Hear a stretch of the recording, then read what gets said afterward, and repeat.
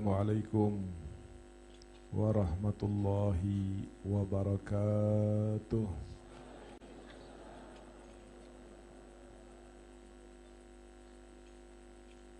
Bismillah walhamdulillah wassalatu wassalamu ala sayyidina Rasulillah habibina wa syafi'ina wa qurrata a'yunina Muhammad ibni Abdillah wa ala alihi wa ashabihi wa man walah wa la hawla wa la quwwata illa billah, amma ba'du.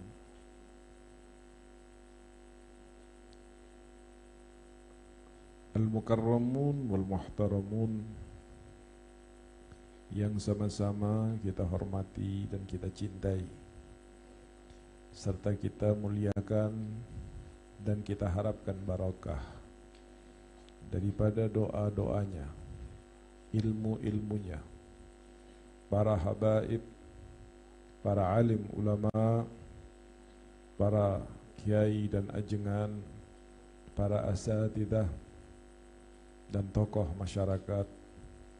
Mudah-mudahan Allah subhanahu wa ta'ala akan senantiasa memberikan dan menganugerahkan kepada beliau, para guru-guru kita, orang tua kita, kesehatan dan keberkahan serta kemudahan di dalam urusannya. Amin ya rabbal alamin.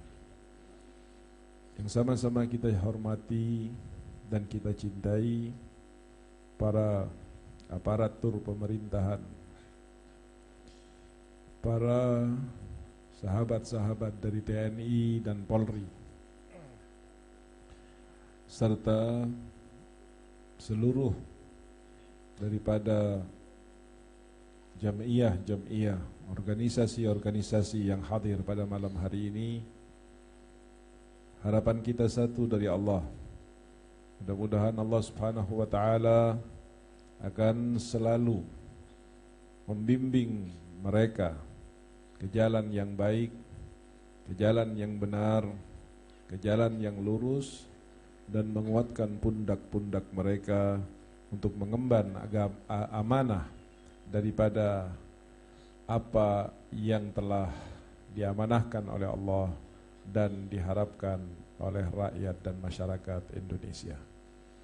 Sebagaimana juga kita berdoa kepada Allah, mudah-mudahan berkah daripada acara Isra dan Mi'raj, peristiwa agung ini, Allah subhanahu wa ta'ala akan menjaga negeri kita, akan mensejahterakan daripada anak-anak bangsa kita, akan memberikan kekuatan kepada para ulama dan umara kita, memberikan ketenangan dan kedamaian kepada seluruh rakyat dan bangsa Indonesia ini, sehingga kita sebagai warga negara Indonesia akan selalu dijadikan oleh Allah berada di atas negeri baldatun thayyibatun wa rabbun ghafur.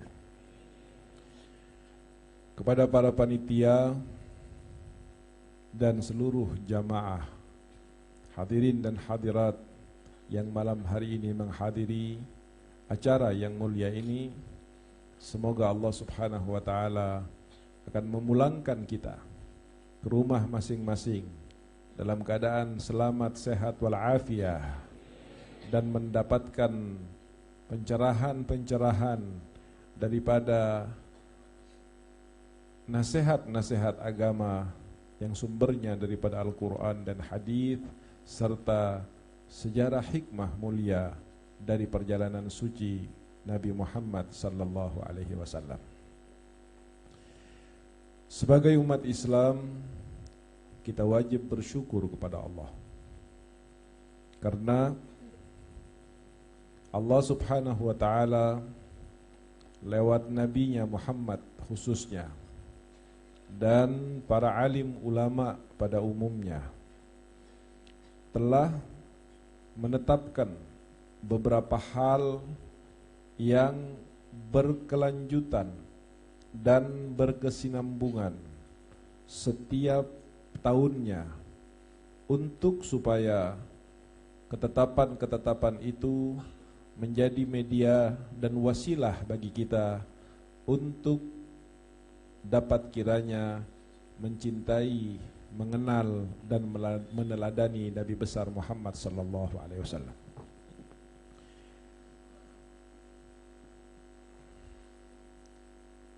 Di dalam dunia Islam, khususnya di negeri ini, ada ikatan-ikatan yang sengaja oleh para alim ulama kita dijadikan momentum yang penting. Apakah itu dari mulai kelahiran Rasulullah yang kita kenal dengan peristiwa Maulidun Nabi Muhammad, ataukah itu Isra dan Mi'rajnya Nabi Muhammad, sampai kepada tahun baru Hijriah, di mana para alim ulama kita menjadikan momen-momen ini adalah sebuah pertemuan untuk di dalamnya dibangkitkan lagi semangat dan kesadaran kaum muslimin agar bisa dan jelas tidak kabur dan tidak menjadi temaram untuk bagaimana bisa menjadikan Nabi Muhammad SAW sebagai uswatun hasanah. Siapapun dari kita akan senantiasa menginginkan hasanah tersebut. Apa hasanah itu? Hasanah itu bukan jargon pilkada. Hasanah yang saya maksud itu tidak terkait dengan politik. Tetapi hasanah yang ingin saya sebutkan di sini adalah bagaimana Allah Subhanahu wa taala menjadikan hasanah adalah merupakan dambaan dan idaman serta jaminan kebaikan hidup setiap manusia khususnya muslim, dan itu kemudian dipertegas oleh Allah di dalam firman-Nya yang berbunyi laqad kana lakum fi rasulillahi uswatun hasanah. Hasanah itu adanya pada Nabi Muhammad SAW. Kebaikan itu akan didapati ketika kita menyambungkan kehidupan kita dengan kehidupan dan perilaku Nabi Muhammad SAW. Apapun doa kita, seberapa banyak kita berdoa, meminta kepada Allah dengan menyebut Rabbana atina fid dunya hasanah wa fil akhirati hasanah wa qina adzabannar. Ya Allah, berikan kami kehidupan di dunia kebaikan, berikan kami kebaikan dalam kehidupan di akhirat, dan hindarkan kami dari api neraka. Sampai kapanpun kita berdoa, sebanyak apapun kita berdoa untuk meminta kebaikan dari Allah Subhanahu wa taala, maka ketahuilah itu hanya akan sekedar suara yang kemudian tidak akan berbalas dengan keterkabulan doa-doa kita. Hasanah itu, saudara yang dirahmati Allah, sangat dibutuhkan. Pribadi yang baik adalah pribadi yang akan memberikan kebaikan kepada orang lain. Keluarga yang baik adalah keluarga yang akan menjadi benih kebaikan yang kemudian akan dirasakan juga oleh orang lain. Ulama yang baik adalah ulama yang akan menjadi penerang dan pembimbing kepada seluruh umat manusia. Umara yang baik adalah umara yang akan memperjuangkan dengan jabatan dan amanah yang dipegangnya terhadap kebaikan, keamanan dan kesejahteraan mereka yang dipimpinnya. Artinya bahwa hasanah ini adalah merupakan satu hal yang mutlak dibutuhkan oleh seluruh umat manusia, dan lagi-lagi Allah Subhanahu wa taala mengaitkan hasanah yang menjadi impian kita, menjadi perjuangan kita, menjadi tujuan pekerjaan kita, menjadi tujuan karir yang kita kejar. Allah kaitkan, Allah pastikan, dan Allah hanya letakkan pada keterikatan kita dengan Sayyidina Muhammad sallallahu alaihi wasallam. Maka siapapun, dalam kondisi apapun, Di zaman apapun, ketika seorang menginginkan kebaikan, sementara dia lari dari petunjuk Nabi, lari daripada aturan-aturan Nabi, lari daripada ketentuan-ketentuan yang telah diletakkan oleh Nabi Muhammad SAW, maka percayalah akan jauh api dari panggang. Tidak akan pernah sebuah masyarakat baik menjadi baik jika seandainya aturan dan ajaran Nabi Muhammad SAW tidak dilaksanakan pada masyarakat itu sendiri. Saudara-saudara yang dirahmati oleh Allah, apa contoh kebaikan yang Allah Subhanahu wa ta'ala tunjukkan dalam peristiwa Isra dan Mi'rajnya Rasulullah Nabi Muhammad SAW? Allah Subhanahu wa ta'ala di dalam Al-Quran berfirman, A'udzu billahi minasyaitonir rajim. Bismillahirrahmanirrahim. Subhanalladzi asra bi'abdihi lailan minal masjidil haram ilal masjidil aqsa alladzi barakna haulahu linuriyahu min ayatina innahu huwas samiul basir. Artinya, Subhana, Maha Suci. Kalimat yang sengaja dibuka oleh Allah Subhanahu wa ta'ala mengawali pemberitahuan tentang peristiwa Isra dan Mi'raj ini dengan kalimat Subhana, karena di situ mengandung beberapa kebesaran-kebesaran Allah Subhanahu wa ta'ala. Dalam peristiwa Isra dan Mi'raj,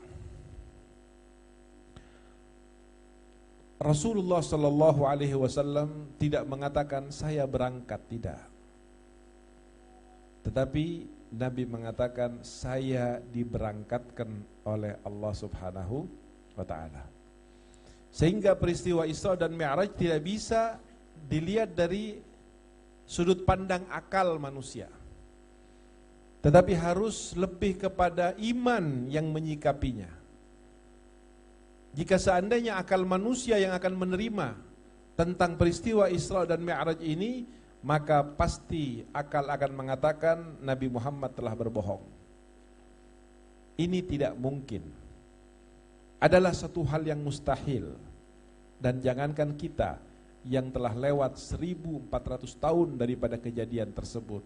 Pada saat di zaman Nabi SAW saja, mereka, orang-orang yang diberitahu oleh Nabi tentang peristiwa Isra dan Mi'raj, mereka mengatakan Muhammad telah berbohong dengan mengarang cerita Isra dan Mi'raj. Pada saat itu, di pagi hari ketika Nabi SAW menyampaikan ini, ada seorang dari orang yang tidak beriman kepada Rasulullah SAW yang namanya Abul Hakam dan biasa dipanggil dengan Abu Jahal. Orang sibuk mengomentari, tetapi dia sibuk mencari seseorang. Yang dicari oleh Abu Jahal ini adalah Abu Bakar As-Siddiq radhiyallahu anhu. Kenapa Abu Jahal mencari Abu Bakar Siddiq? Karena dia mengira bahwa Sayyidina Abu Bakar belum mendengar tentang cerita ini. Yang kedua, dia ingin mencari Sayyidina Abu Bakar As-Siddiq karena dianggap cerita ini adalah cerita yang berpotensi untuk menjadikan Sayyidina Abu Bakar murtad dan tidak percaya lagi kepada Nabi Muhammad, sebab Nabi selama ini yang dikatakan manusia paling jujur, malam hari ini dia telah berbohong dengan peristiwa Isra dan Mi'raj. Datang kepada Abu Bakar As-Siddiq. Abu Jahal mengatakan, wahai Abu Bakar, sudahkah kamu mendengar berita besar pada hari ini? Kata Sayyidina Abu Bakar, berita apa itu? Temanmu Muhammad, dia telah berkata bahwa dia diberangkatkan oleh Allah Subhanahu wa ta'ala tadi malam dari Mekah menuju ke Palestina, Baitul Maqdis. Lalu dari Palestina dimi'rajkan ke langit 7. Lalu kemudian dipulangkan ke Mekah kembali dalam waktu kurang dari 1 malam. Abu Bakar, percaya enggak ente? dengan cerita ini. Ini cerita konyol ini. Ini sekarang saya akan buktikan kepada kamu tentang bohongnya Nabi Muhammad SAW. Sayyidina Abu Bakar bertanya kepada Abu Jahal, wahai Abu Jahal, apa benar Nabi Muhammad mengatakan ini? Abu Jahal mengira provokasinya termakan. Abu Bakar dikira sudah termakan oleh provokasi daripada Abu Jahal. Abu Jahal mengatakan, iya, bahkan dia sekarang ini sedang diinterogasi oleh orang-orang di dekat Ka'bah sana. Dia diminta ceritanya, diuji kebenarannya. Dia bahkan mengatakan ayat Allah turun dan mengatakan subhanalladzi asra bi'abdihi lailan minal masjidil haram sampai akhir. Kata Sayyidina Abu Bakar As-Siddiq, wahai Abu Jahal, ketahuilah jika seandainya Nabi Muhammad bercerita yang lebih heboh daripada ini, ketahuilah saya beriman terhadap apa yang diceritakan oleh Nabi Muhammad sallallahu alaihi wasallam. Tadinya Sayyidina Abu Bakar dikenal dengan Abu Bakar bin Abi Quhafah. Abu Bakar anaknya Abu Quhafah. Kapan gelar As-Siddiq diberikan oleh Nabi Muhammad sallallahu alaihi wasallam atau dikenalkan oleh dunia Islam dan disematkan gelar tersebut kepada Sayyidina Abu Bakar? Ketika peristiwa Isra dan Mi'raj. Apa artinya As-Siddiq? Orang yang benar-benar membenarkan.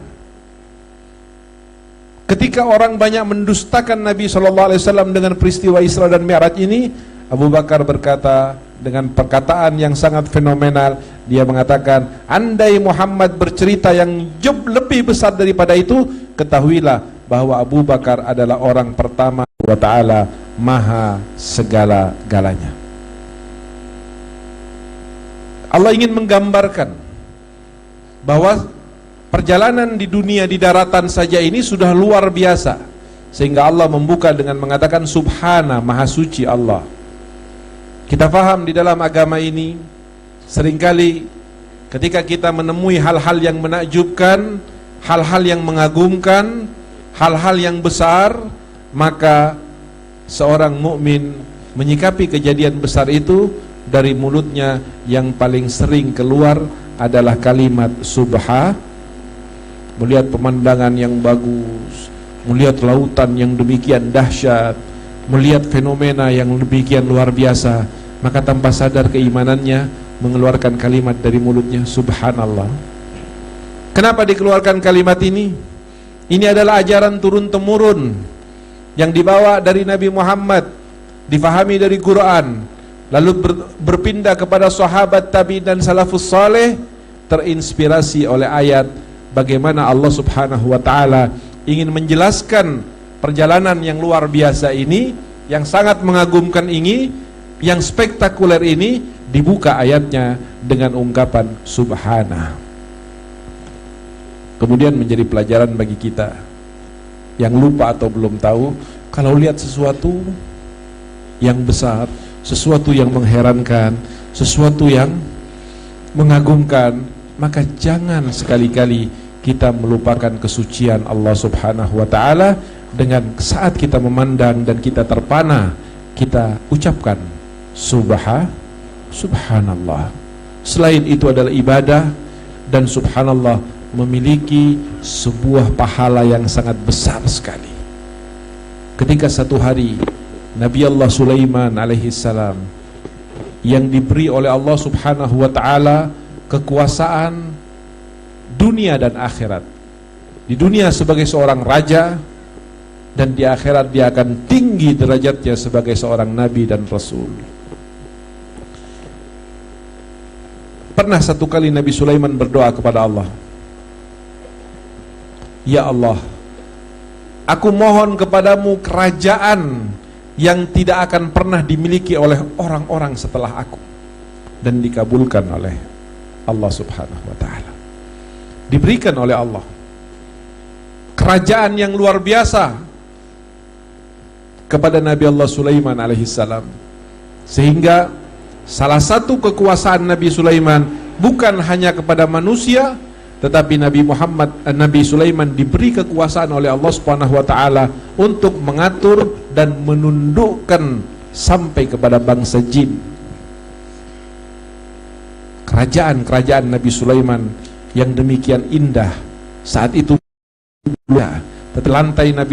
lantai istana Nabi Sulaiman itu terbuat dari batu-batu mulia yang bening ibarat kaca. Sampai Ratu Balkis ketika diundang masuk ke istana Sulaiman, di dalam Al-Quran disebutkan beliau mengangkat roknya karena khawatir basah, yang mana dia mengira bahwa dia sedang berjalan di atas air, padahal dia sedang berjalan di atas permata yang sangat bening dan putih. Yang membangun adalah bangsa jin, karena Allah memberikan kekuasaan kepada Nabi Sulaiman bahkan sampai kepada alam jin. Dan diantara kekuasaan Nabi Allah Sulaiman alaihissalam yang tidak akan pernah dimiliki oleh bangsa siapapun, tidak akan dimiliki oleh raja siapapun dan penguasa siapapun, bahwa Nabi Sulaiman diizinkan oleh Allah Subhanahu wa taala untuk menundukkan angin. Jadi dalam beberapa literatur sejarah disebutkan Nabi Sulaiman kalau pengen jalan-jalan itu satu kota dibawa semua, istananya, tetangga istananya, satu kota dibawa semua. Yang bawa siapa? Yang bawa adalah angin. Bagaimana caranya? Maka angin itu akan masuk ke dalam bumi, dan kemudian angin itu dengan izin Allah akan mengangkat kerajaan Nabi Allah Sulaiman dengan seluruh penduduk dan umatnya, lalu pergi berjalan, berangkat 1 bulan, pulang 1 bulan. Saat ketika ini sudah mengudara, kerajaan Nabi Allah Sulaiman sudah sedang berjalan di atas udara, tiba-tiba ada seorang petani yang melihat dan mengetahui itu pasti Nabi Sulaiman. Dia mengatakan, subhanallah, betapa mulia, betapa agungnya kerajaan Sulaiman. Nabi Sulaiman diperdengarkan oleh Allah Subhanahu wa taala terhadap apa yang diucapkan oleh petani tadi. Kata Nabi Sulaiman, wahai angin, turunkan kami. Angin menurunkan kerajaan Nabi Sulaiman yang sedang dibawa. Dan ini cerita, riwayat ini disebutkan dalam Quran. Dibawa oleh angin, angin turun ke bawah. Lalu kemudian Nabi Allah Sulaiman alaihi salam turun menemui petani yang dalam keadaan ketakutan karena dia disamperin oleh Nabi Sulaiman. Nabi Sulaiman berkata kepada petani tadi, wahai bapak petani, apa yang kamu ucapkan tadi tentang saya? Tambah takut petani tersebut. Dia mengatakan, ya Nabi Allah, wahai Nabi Allah, sesungguhnya aku tidak mengucapkan kecuali kata-kata yang baik. Nabi Sulaiman mengatakan, ulangi apa yang kamu katakan tadi. Saya berkata, subhanallah, betapa agungnya kerajaan Nabi Sulaiman. Lagu Nabi Sulaiman berkata kepada petani tersebut, wahai bapak tani, ketahuilah, demi Allah, kalimat yang keluar dari mulutmu, subhanallah, jauh lebih mulia dan lebih berharga dari kerajaan saya keseluruhannya. Sehingga ketika kita sering mengucapkan kalimat subhanallah, baik dalam keadaan kita melihat sesuatu yang mengagumkan, atau bahkan di dalam zikir-zikir kita, di dalam munajat-munajat kita, kita sucikan Allah Subhanahu wa taala, maka insya Allah, Allah Subhanahu wa taala akan mencatat kita sebagai orang-orang yang akan diberi dan dimuliakan oleh Allah di dunia, bahkan sampai di akhirat nanti. Bahkan terkait dengan subhanallah ini, Rasul SAW dalam hadis pernah mengatakan, barang siapa yang mengucapkan kalimat subhanallah dengan keyakinan dan keikhlasannya, maka kalimat subhanallah ini akan menjadi satu pohon yang akan ditanam oleh Allah Subhanahu wa taala di sorga untuk orang yang mengucapkannya. Para salafun salih mengatakan juga, sebelum antara adzan maghrib, antara adzan subuh dengan sholat sunnah sebelum subuh. Begitu adzan berkumandang, ada sholat sunnah fajar 2 rakaat. Sholat sunnah fajar 2 rakaat ini dalam hadis disebutkan lebih mulia dari dunia dan isinya, lebih besar pahalanya di sisi Allah dari dunia dan isinya. Antara adzan subuh dengan sholat sunnah, seperti yang kita biasa lakukan di Masjid Syiarul Islam dalam program jihad setiap minggu pagi, membaca subhanallah bihamdi, subhanallahil azim, astaghfirullah. Ada satu riwayat yang menyebutkan bahwa orang-orang yang membaca subhanallah bihamdi, subhanallahil azim, astaghfirullah 100 kali antara adzan subuh dengan sholat sunnah subuh, maka dia akan dijamin rezekinya oleh Allah Subhanahu wa ta'ala. Dan karena orang itulah Allah Subhanahu wa ta'ala berbaik hati, berkenan untuk memberi rizki kepada orang-orang yang bermaksiat kepada Allah. Jika bukan karena subhanallah yang diucapkan di pagi hari oleh orang-orang yang soleh, yang sedang menunggu beriktikaf di masjid, maka orang-orang yang ahli maksiat itu tidak akan pernah diberi rizki dan makan oleh Allah Subhanahu wa ta'ala. Hadirin yang dirahmati oleh Allah, apa keajaiban selain bahwa Nabi Muhammad SAW diberangkatkan oleh Allah Subhanahu wa ta'ala dari Masjidil Haram ke Masjidil Aqsa pada malam tersebut. Allah mengatakan subhanalladzi asra bi 'abdihi, maha suci Allah, karena pertama bahwa ini adalah perjalanan suci. Yang kedua, bahwa Nabi Muhammad SAW sebelum diberangkatkan oleh Allah terlebih dahulu dibedah oleh malaikat Jibril.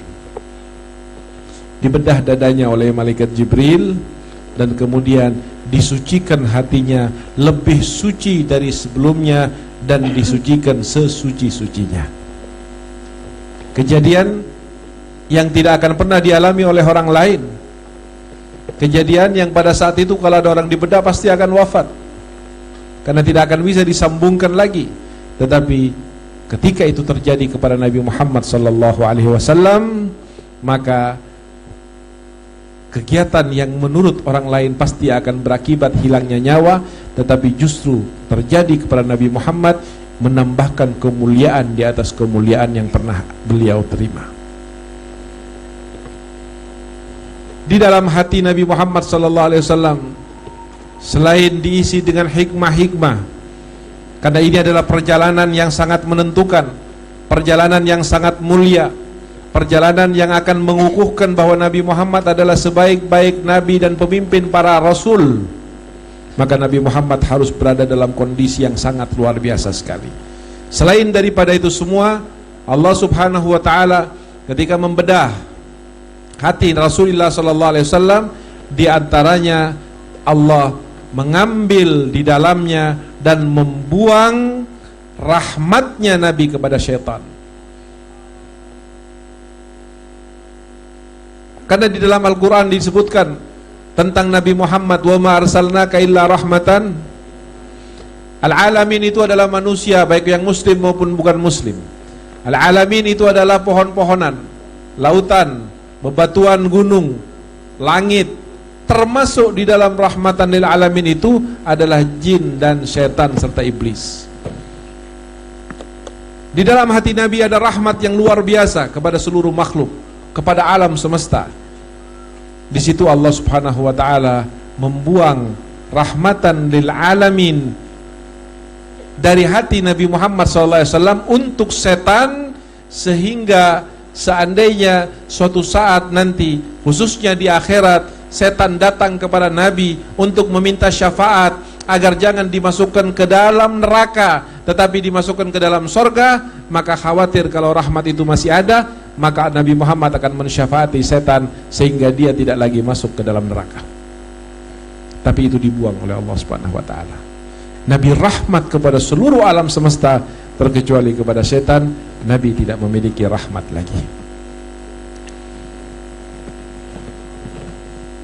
Perjalanan yang ditempuh oleh Nabi Muhammad SAW dikawal oleh malaikat Jibril, menaikin kendaraan yang namanya Burak. Di dalam perjalanan itu Nabi SAW menyaksikan kejadian-kejadian sejarah yang pernah terjadi di jalur yang dilewati oleh Nabi Muhammad SAW. Di antaranya ketika Nabi sedang terbang dengan burak dikawal oleh malaikat Jibril, maka kemudian malaikat Jibril mengatakan, turunlah wahai Nabi Muhammad. Maka turunlah burak itu.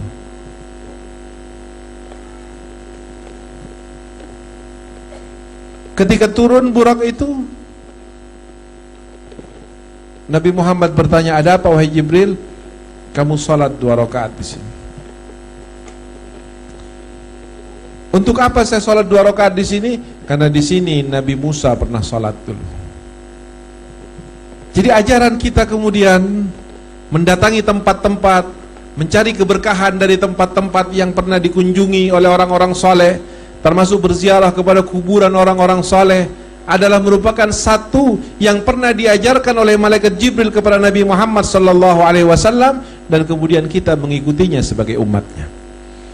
Berangkat lagi Rasul SAW, di tengah perjalanannya kemudian Jibril mengatakan dari ke atas kejauhan, wahai Nabi Muhammad, itu adalah saudaramu Nabi Musa alaihissalam. Di dalam kuburannya Nabi Musa alaihissalam dilihat oleh Nabi Muhammad SAW, fa idza huwa qaimun yusalli. Saya ketika melihat Nabi Musa berada dalam kuburannya, yang saya lihat beliau dalam keadaan berdiri sedang melakukan salat menyembah kepada Allah Subhanahu wa taala. Para anbiya dan para syuhada hanya istilah yang kita kenal saja sebagai sunnatullah dan ketetapannya bahwa dia akan mati. Tetapi Allah juga memberitahu bahwa jangankan anbiya dan para syuhada dan para ulama, syuhada saja dikatakan oleh Allah di dalam Al-Quran, wala tahsabanna alladhina qutilu fi sabilillahi amwatan bal ahya'un. Mereka orang-orang yang dikira mati, sebenarnya mereka adalah orang-orang yang hidup di sisi Allah Subhanahu wa ta'ala. Lalu dilanjutkan lagi perjalanannya sampai mencapai kepada Baitul Maqdis. Di sanalah kemudian Rasul SAW diajak oleh malaikat Jibril untuk melakukan salat 2 rakaat. Kata Rasulullah, apa tempat ini wahai malaikat Jibril? Ini tempat namanya Bethlehem, Baitul Lahm. Di sini dilahirkan Nabi Isa alaihissalam. Ayo salat kamu 2 rakaat. Diajarin oleh malaikat Jibril untuk mencari berkah, bahkan bukan dari orang, tetapi dari tempat-tempat yang pernah terkait dengan kemuliaan orang-orang yang dimuliakan oleh Allah Subhanahu wa ta'ala. Baru setelah itu kemudian Allah Subhanahu wa ta'ala sebagaimana sudah mengajak Nabi Muhammad SAW untuk masuk ke Baitul Maqdis, yang mana di Baitul Maqdis itu telah dipenuhi oleh jamaah yang sangat banyak sekali. Siapa jamaah yang menunggu Nabi Muhammad di Baitul Maqdis di Palestina itu? Yang menunggu Nabi Muhammad SAW adalah para anbiya dan para mursalin yang jumlahnya 124.000 nabi dan rasul. Belum lagi para malaikatnya. Ada ratusan ribu di situ makhluk-makhluk Allah yang suci, makhluk-makhluk Allah yang mulia dan agung, makhluk-makhluk yang pernah menjadi wakil-wakil Allah di muka bumi ini sepanjang sejarah bumi sampai kepada Nabi Muhammad SAW. Dan pada saat tersebut malaikat Jibril berkata kepada Sayyidina Muhammad SAW, wahai Nabi Muhammad, majulah kamu ke mihrab, lalu lakukan salat 2 rakaat menjadi imam dari seluruh para nabi, rasul dan malaikat yang ada. Di situ ada Nabi Adam sebagai kakek pertamanya Nabi Muhammad. Di situ juga ada Nabi Nuh sebagai kakek Nabi Muhammad. Di situ ada Nabi Ibrahim sebagai kakek Nabi Muhammad. Di situ ada Nabi Ismail sebagai kakek Nabi Muhammad. Di situ ada Nabi Musa sebagai senior Nabi Muhammad. juga di situ ada Nabi Isa dan nabi-nabi yang lain. Tetapi terkait dengan menghadap ibadah kepada Allah Subhanahu wa taala, apa yang terjadi saudara? Allah telah memerintahkan Nabi Muhammad sallallahu alaihi wasallam sebagai nabi yang paling muda, nabi yang paling akhir, untuk menjadi imam menghadap kepada Allah dari seluruh para nabi dan rasul yang pernah ada. Maka disitulah kemudian Nabi Muhammad menjadi sah sebagai dengan gelar Imamul Anbiya'i wal Mursalin. Nabi Muhammad SAW setelah melakukan salat, kemudian Nabi Muhammad melanjutkan perjalanannya. Perjalanan dari Mekah sampai ke Baitul Maqdis, Masjidil Aqsa, itu adalah perjalanan yang disebut dengan Al-Isra. Sementara kita tahu 27 Rajab itu kejadian atau momen atau hari besar Islam yang disebut dengan Isra wal Mi'raj. Apa artinya Isra? Isra artinya perjalanan di waktu malam. Dari mana? Dari Mekah ke Baitul Maqdis Palestina. Sementara Al-Mi'raj artinya naik ke atas. Kemana Nabi naik dan dari mana Nabi naik? Dari Baitul Maqdis.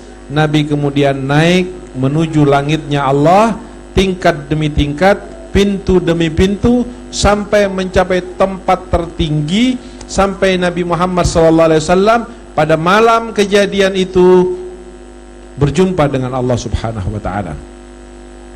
Namun sebelum lebih lanjut kepada masalah tersebut, begitu agungnya peristiwa Isra dan Mi'raj ini, apa kira-kira yang menjadi sabab bahwa Nabi Muhammad SAW diberangkatkan oleh Allah Subhanahu wa taala dengan peristiwa Isra dan Mi'raj?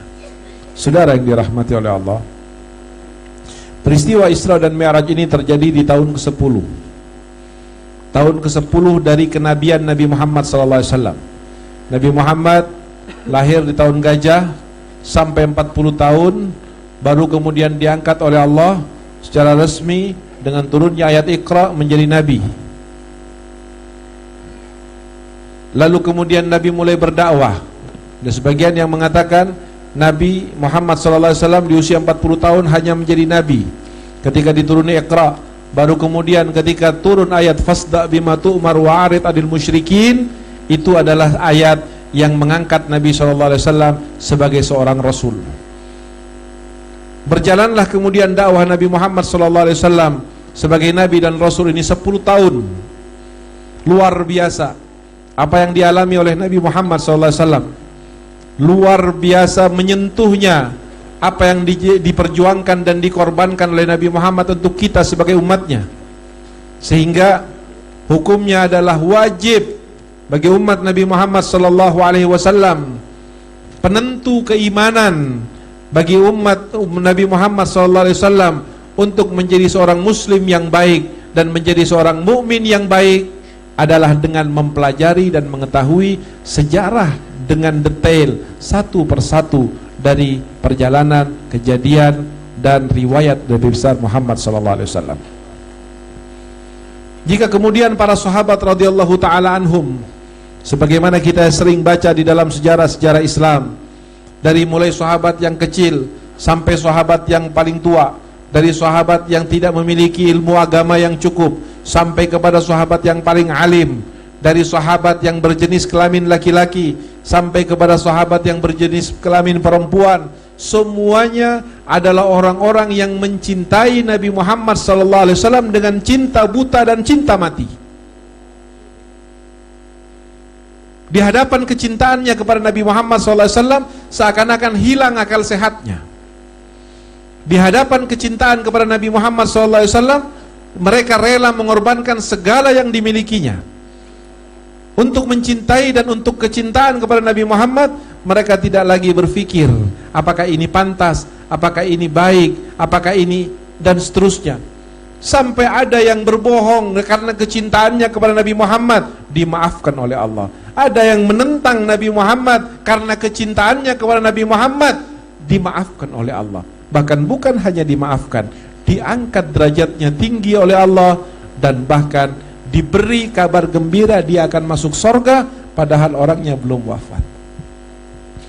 Kecintaan kepada Nabi Muhammad itulah yang kemudian menjadikan umat Islam pada saat itu khairu ummah.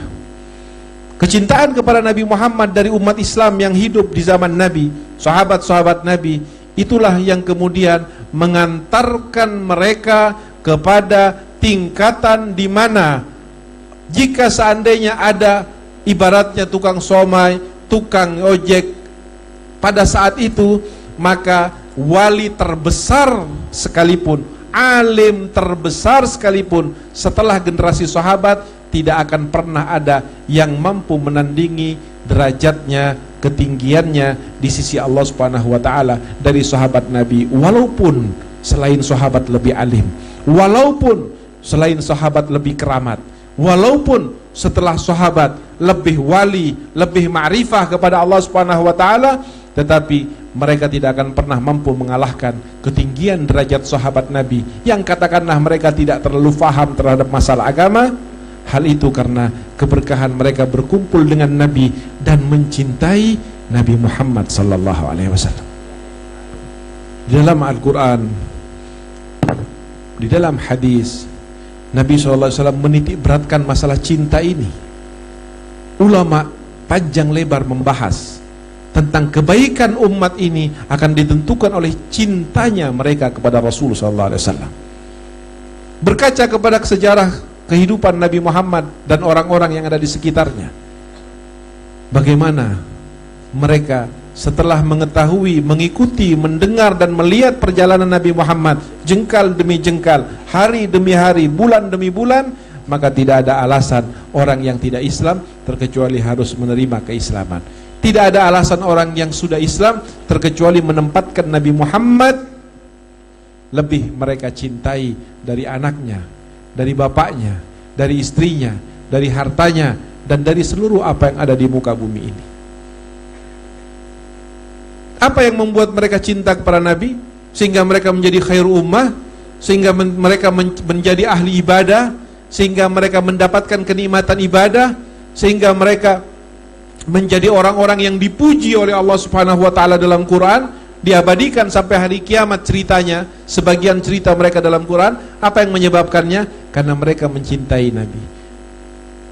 Sehingga generasi Islam tidak akan pernah mencapai kebaikan terkecuali dengan mengulang kesuksesan apa yang telah diraih oleh para pendahulunya.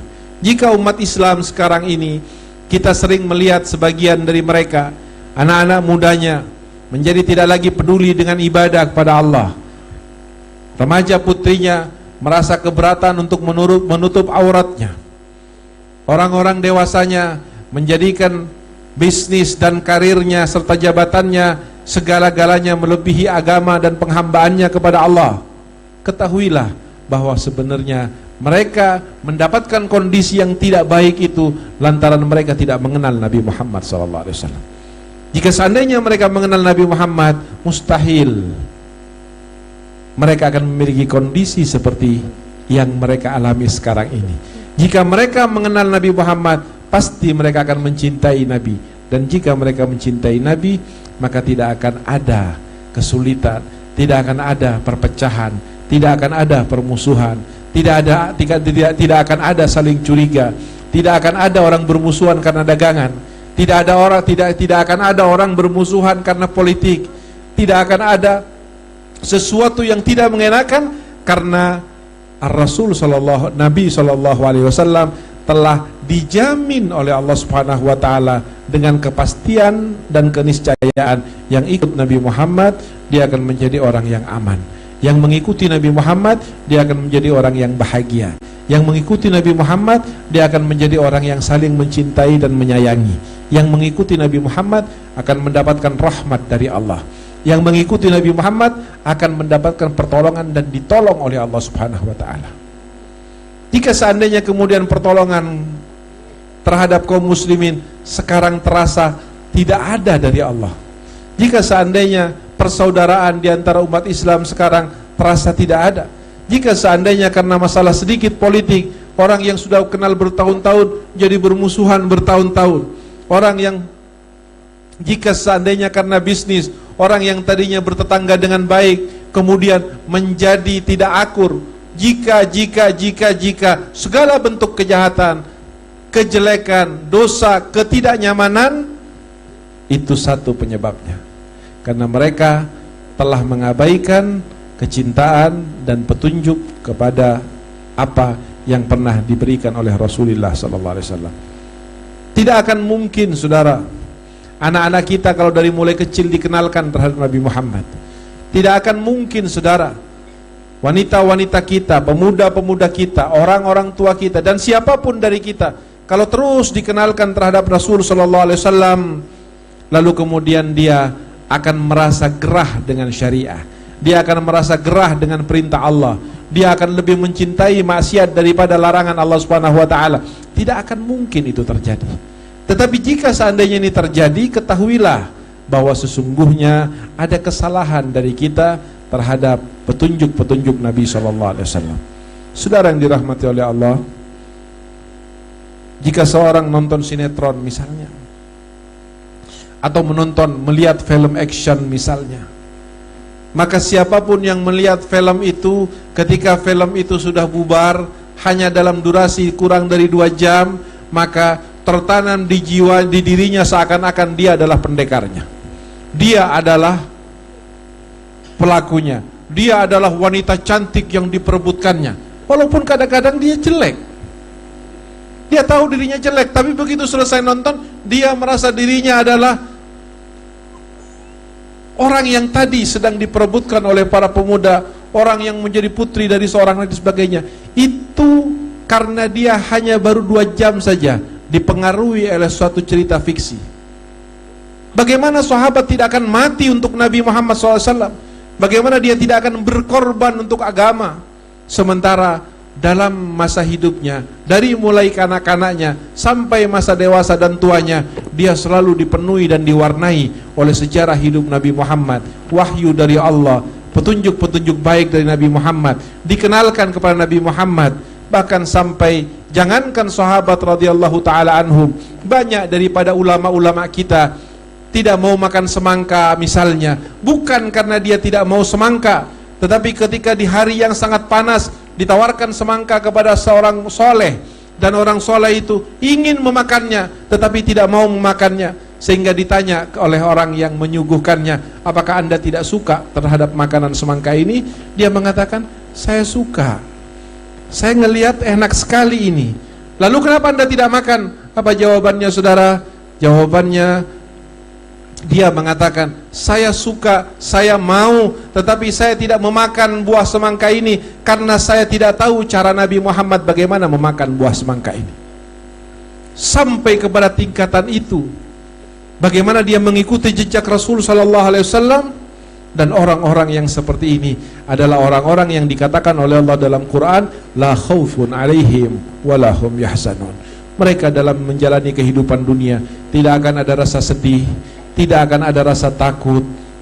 Walaupun orang lain melihat dia berada dalam keadaan kemiskinan, dalam keadaan ujian penyakit dari Allah, orang lain boleh menilai, mengatakan dia menderita. Tetapi ketika ini sifat sudah ada di dalam hatinya, biarkan orang lain menilai menderita, tetapi saya yakin dengan janji Allah, penderitaan yang dilihat oleh orang lain terhadap dirinya adalah sebuah kebahagiaan tersendiri yang dia rasakan, karena yang dilihat adalah Allah dan Rasulnya. Ini yang diperlukan oleh kita, bahwa kita seringkali menghadiri, dan alhamdulillah majelis-majelis ta'lim, pengajian-pengajian agama, tausiah-tausiah dan seterusnya dan sejenisnya. Tetapi cobalah sesekali kita berpikir, ketika saya pulang daripada acara-acara mulia tersebut, apa yang bisa saya ambil? Apa yang bisa saya jadikan pelajaran? Apa manfaat yang bisa saya petik? Begitu banyak hal-hal baik yang disampaikan oleh para guru-guru agama, para ulama dan habaib kita. Lalu ketika kita pulang tanpa mengambil ibrah sedikit pun, sementara ayat Quran sudah disampaikan, hadis Nabi SAW sudah disampaikan, maka saya khawatir orang ini termasuk orang yang oleh Allah dikatakan dalam Quran, khatamallahu ala qulubihim. Hatinya sudah dikunci oleh Allah, ditutup oleh Allah. Pendengarannya mendengar tapi sudah ditutup dari kebaikan. Matanya melihat tapi sudah ditutup dari kebaikan. Atau dalam ayat lain yang mengatakan, afala yatadabbarunal qur'ana am ala qulubin akfaluha. Ketika disampaikan ayat-ayat Quran kepada kalian wahai kaum muslimin, tidakkah kalian mau merenungkan apa maksudnya Allah, apa keinginan Allah dengan ayat tersebut? Am ala qulubin akfaluha, atau kata Allah, hati-hati kalian sudah terkunci dari kebaikan, naudzubillahi min dzalik. Dan ketika sudah disampaikan ayat-ayat Al-Quran kepada kita, nasihat-nasihat agama kepada kita, lalu kemudian kita menganggapnya sebagai angin lalu yang masuk dari telinga kanan, keluar dari telinga kiri, maka saya khawatir kita akan masuk dalam kelompok yang dikatakan oleh Allah Subhanahu wa ta'ala di dalam Al-Quran, innaha la ta'mal absar. Wahai Nabi Muhammad, jangan heran kalau kamu melihat ada orang dikasih tahu tapi dia tidak mau, ada orang sudah dibilangin tapi dia tidak mempan. Innaha la ta'mal absar, sesungguhnya yang buta itu bukan matanya, wahai Nabi Muhammad, kata Allah. Yang buta bukan matanya, matanya bisa melihat, matanya bisa menghitung uang, matanya bisa menyusun dagangan, matanya bisa melihat, mengatur bangunan. Tetapi Allah tetap mengatakan dia adalah orang buta.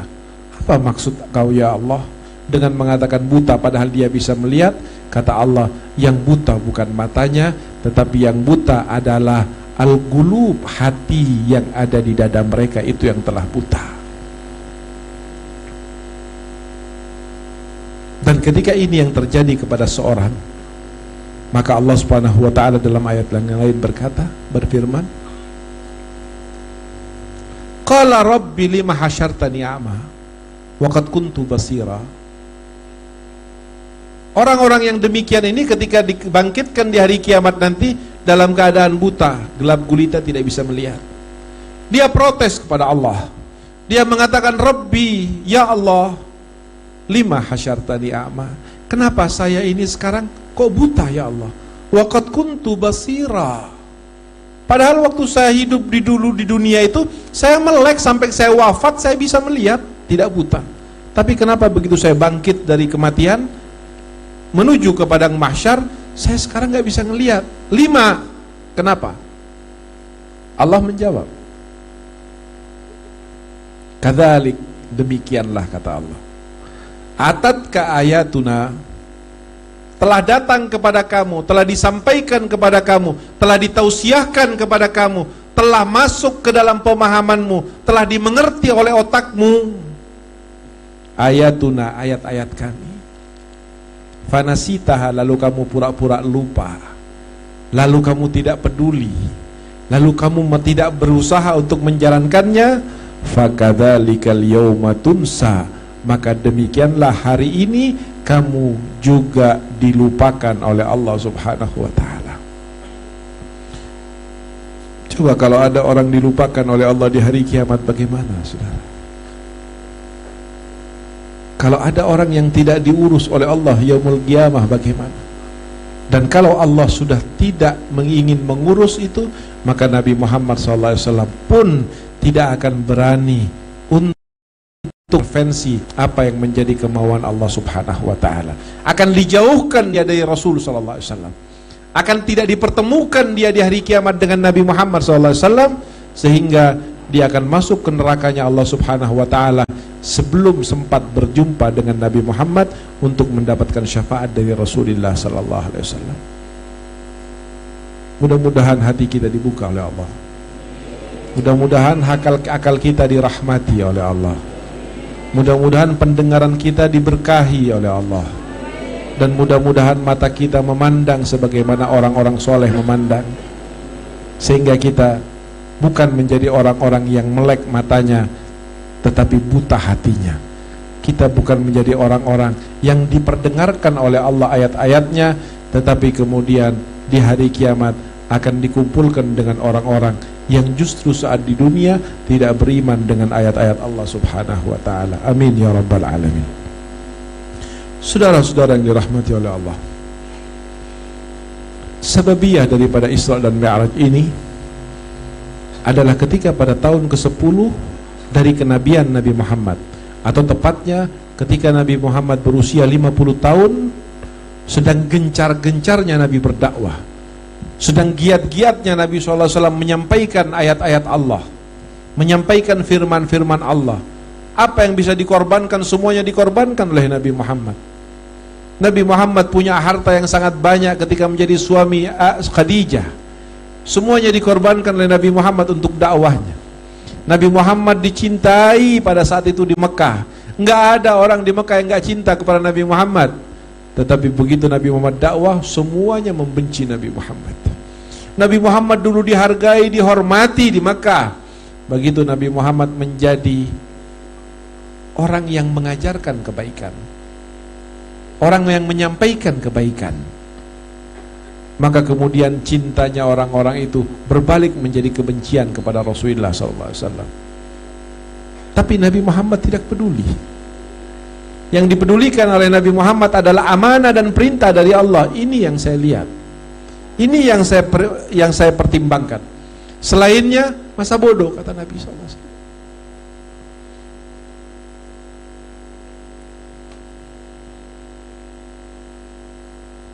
Setiap hari Nabi, setiap pagi Nabi keluar, pulang malam dalam berdakwah. Seperti kita setiap hari bekerja, pulang malam dari kerjaan. Nabi Muhammad tiap hari berdakwah. Untuk apa ya Rasulullah engkau berdakwah? Dapatkah kau keuntungan pribadi? Yang ada tekor, saudara. Sudah saya sebutkan tadi, Nabi sebelum berdakwah orang kaya. Nabi sebelum berdakwah orang yang dicintai. Nabi sebelum berdakwah orang yang sangat dihormati, disegani. Sampai peristiwa Hajar Aswad bagaimana? Hanya Nabi yang diizinkan untuk meletakkan di tempatnya. Tapi setelah Nabi berdakwah, menyampaikan kebenaran, menegur orang yang berbuat salah, memberi nasihat kepada orang yang menyimpang, tiba-tiba jiwa-jiwa syaitan yang ada di hatinya orang-orang itu tidak menerima untuk diperbaiki oleh Nabi Muhammad SAW, dan dengan sebab itu berubah kecintaan menjadi kebencian, hormat menjadi penghinaan, dan seterusnya. Apakah Nabi Muhammad SAW kemudian mundur ketika mereka sudah mulai menunjukkan sikap yang tidak mengenakkan hidup Nabi Muhammad? Tidak. Karena Nabi Muhammad SAW diberitahu oleh Allah Subhanahu wa taala, "Walal akhiratu khairul laka minal ula." Wahai Nabi Muhammad, aku adalah Tuhanmu, aku adalah penentu kebaikan, aku adalah pemilik kekuasaan, aku adalah penentu kehidupan dari mulai dunia, barzakh sampai akhirat. Ketahuilah, al-akhiratu khairul laka minal ula. Yang namanya akhirat itu, yang namanya syurga itu, yang namanya kehidupan nanti setelah mati itu, khairun, lebih baik, lebih mulia, lebih nikmat, lebih abadi, lebih kekal, minal ula, daripada kehidupan kamu di dunia. Sekaya apapun orang di dunia pasti pusing kepalanya, setinggi apapun pejabat di dunia pasti pusing kepalanya. Tetapi di akhirat tidak ada semua itu. Diberitahu oleh Allah, wahai Nabi Muhammad, akhirat lebih baik daripada dunia. Sehingga ketika satu hari Rasulullah SAW berkata kepada Aisyah, wahai Aisyah, ada seekor kambing, ada satu ekor kambing ini, coba sembelih lalu masak lalu seperti biasanya.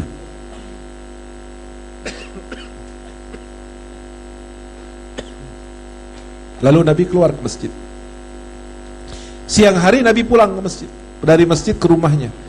Nabi tanya, Aisyah, masih ada makanan? Dia bilang, ya Rasulullah, sudah habis, kecuali ada bagian dari paha kambing saya sisakan buat engkau. Ditegur Siti Aisyah oleh Nabi Muhammad SAW.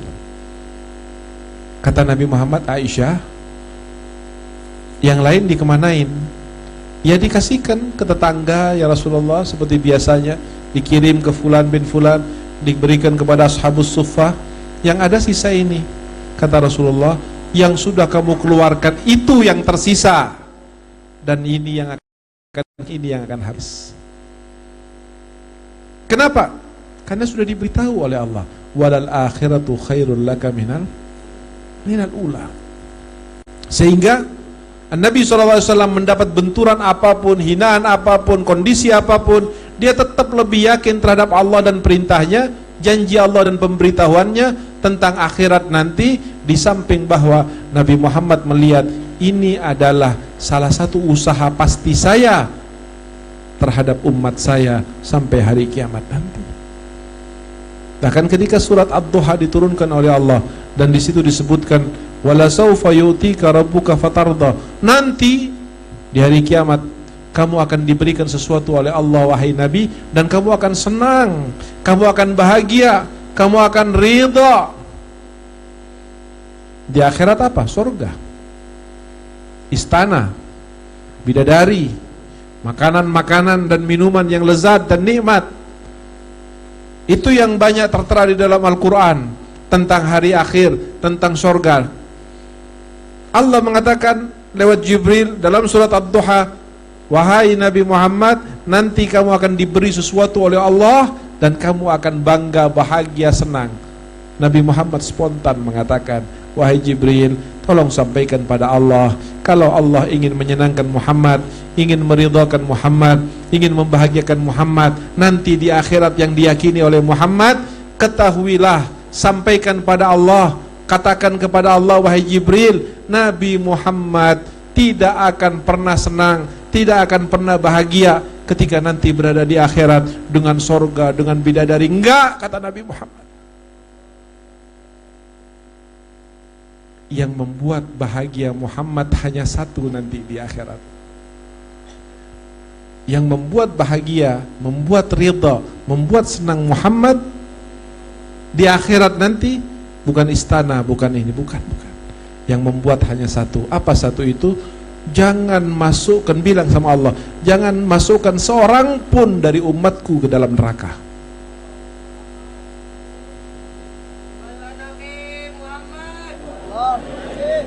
Sehingga dari hadis-hadis yang pernah diucapkan oleh Nabi SAW kemudian menjadi sebuah kepantasan dan sangat masuk akal kalau Nabi Muhammad SAW di dalam melakukan dakwahnya tidak lagi peduli dengan apapun, yang penting dakwah bisa sampai, yang penting dakwah bisa diterima dan bisa dikerjakan, dilakukan oleh umat-umat yang ditemuinya pada masanya, dan kemudian akan berkesinambungan kepada umat-umat generasi setelahnya, dan kemudian mereka di akhirat nanti menjadi orang-orang yang diberkati dan diampuni serta dirahmati oleh Allah. Itu tujuan Nabi Muhammad. Yang lain nggak ada urusan. Bahkan dengan berbagai cara mereka ingin menghentikan dakwahnya Nabi. Karena orang-orang yang sudah berada dengan dalam kekuasaannya terusik. Nabi mengajarkan keadilan, Nabi mengajarkan kesamaan, Nabi mengajarkan kesetaraan. Nabi mengatakan yang kaya bantu sama yang miskin, jangan cuma enak sendiri. Nabi mengatakan yang alim ajarin yang bodoh. Nabi terus mengajarkan kebaikan. Ada beberapa pihak yang merasa tidak senang dengan ini, dan ini suatu hal yang biasa. Sehingga kemudian mereka mulai melakukan manuver, mulai melakukan provokasi, mulai melakukan makar. Bagaimana agar Muhammad ini bungkam? Bagaimana agar Muhammad ini tidak lagi berdakwah? Bagaimana agar Muhammad dimusuhi oleh orang? Bagaimana orang tidak lagi mengatakan Muhammad jujur, tapi dia pembohong, pendusta dan sebagainya. Dia buat sedemikian rupa. Tapi Nabi Muhammad tidak bergeming. Nabi Muhammad terus berjalan, istiqamah di atas jalannya, tidak pernah mikirin orang, tidak pernah takut kepada orang. Berbagai cara mereka coba, sampai pada akhirnya dengan dihina, difitnah dan sebagainya tidak mempan, mereka datang ke pamannya Nabi yang bernama Abu Talib. Karena ayah Nabi sudah wafat, ibu Nabi sudah wafat, kakek Nabi yang sangat mencintainya sudah wafat. Satu-satunya orang yang dianggap orang tua oleh Nabi Muhammad adalah pamannya yang bernama Abu Talib. Nabi sangat cinta kepadanya dan dia sangat mencintai Nabi. Sehingga orang-orang ini, provokator ini, datang kepada Abu Talib. Dia bilang, Abu Talib, tolong hentikan Muhammad ini. Kamu adalah pamannya, kamu adalah orang tuanya. Jangan biarin Muhammad ini terus ngomong. Jangan biarkan Muhammad ini terus mulutnya menyakitin kami, menyindir kami, mengkritik kami. Suruh berhenti dia. Dipanggil Muhammadnya.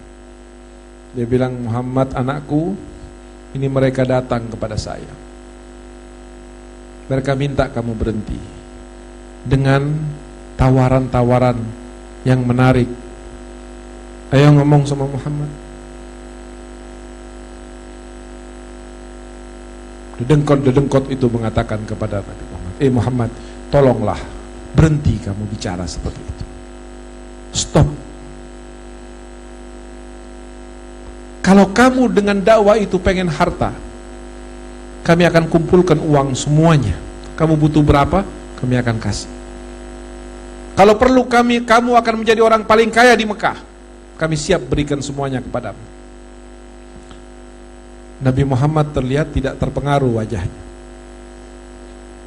Yang lain lagi berkata, wahai Muhammad, kalau kamu dengan berdakwah ini pengen perempuan, cari perhatian perempuan, kamu tinggal pilih dan tinggal tunjuk siapa dan berapa perempuan yang kamu maui, kami akan hadirkan dia menjadi istrimu, mau menjadi apamu silakan. Yang penting siapa yang kamu tunjuk akan kami berikan kepadamu, asal kamu berhenti berdakwah.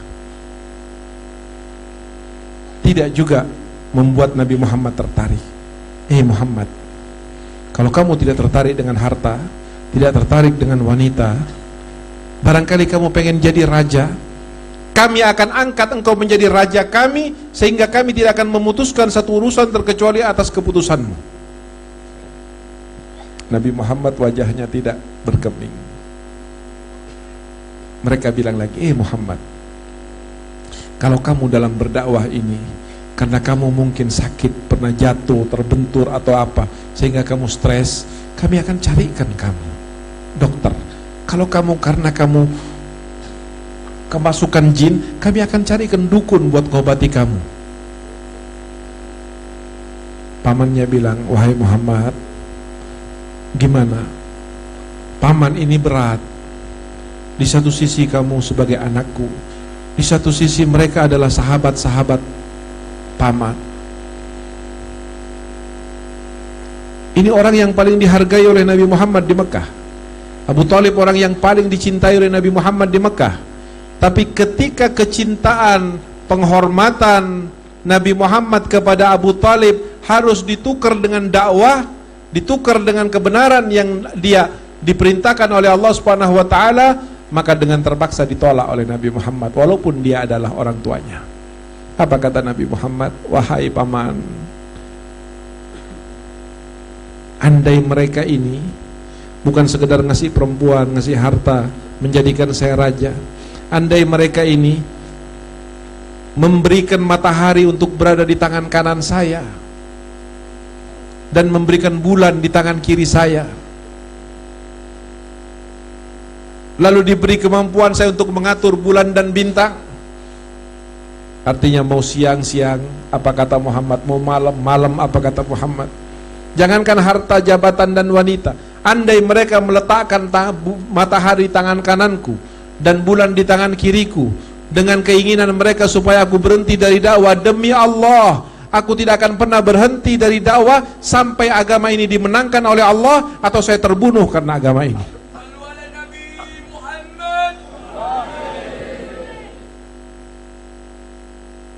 Pada tahun ke-10, tokoh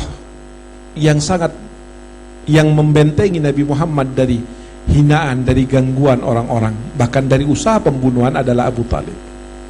Yang mensupport dakwah Nabi Muhammad, yang memberikan rasa adem di hati Nabi Muhammad dalam keluarganya adalah Siti Khadijah. Pada tahun ke-10 ini dua-duanya dicabut nyawanya oleh Allah Subhanahu wa taala. Diawali dengan wafatnya Khadijah, lalu kemudian tidak berapa lama wafatlah Abu Talib. Terpukul secara manusia Nabi Muhammad SAW. Sedih Nabi Muhammad. Bahkan sampai ahli sejarah mengatakan, menamakan tahun ke-10 dari kenabian Rasulullah SAW dinamakan dengan tahun kesedihan, karena wafatnya dua orang yang sangat dicintai oleh Rasulullah SAW. Dua orang yang sangat berpengaruh dalam dakwahnya Nabi dicabut oleh Allah Subhanahu wa taala. Pada tingkatan ini Allah Subhanahu wa taala ingin menaikkan derajat Nabi Muhammad SAW, ingin memutlakkan hati Nabi Muhammad. Tidak ada lagi yang diharapkan, tidak ada lagi yang dicintai terkecuali hanya Allah Subhanahu wa taala. Allah tidak ingin lagi dalam fase berikutnya Nabi Muhammad berharap kepada Abu Talib, Nabi Muhammad mengharap dukungan dari Khadijah, dicabut semuanya oleh Allah. Allah hanya menginginkan Nabi Muhammad hanya berharap kepada Allah, minta kepada Allah. Dan ketika dua manusia yang mulia ini diwafatkan oleh Allah Subhanahu wa taala, maka kemudian dahsyatlah godaan, gangguan, siksaan. Bahkan Nabi Muhammad SAW tidak jarang setiap jalan diludahin wajahnya oleh orang. Setiap Nabi Muhammad jalan memakai rida, ditarik ridanya sampai Nabi Muhammad terjatuh. Setiap Nabi Muhammad salat diganggu, dilemparin batu. Anak-anak kecil melemparin batu. Bahkan Nabi tidak jarang ketika Nabi sholat sedang sujud, mereka sudah siapkan satu keranjang-keranjang, berkeranjang-keranjang, tai unta yang masih basah. Begitu Nabi sujud, ditumplakkan di kepalanya Nabi Muhammad SAW. Sampai kepala Nabi Muhammad tidak kelihatan karena tertutup oleh kotoran. Tapi Nabi Muhammad SAW rahmatan lil alamin, sabar Nabi Muhammad.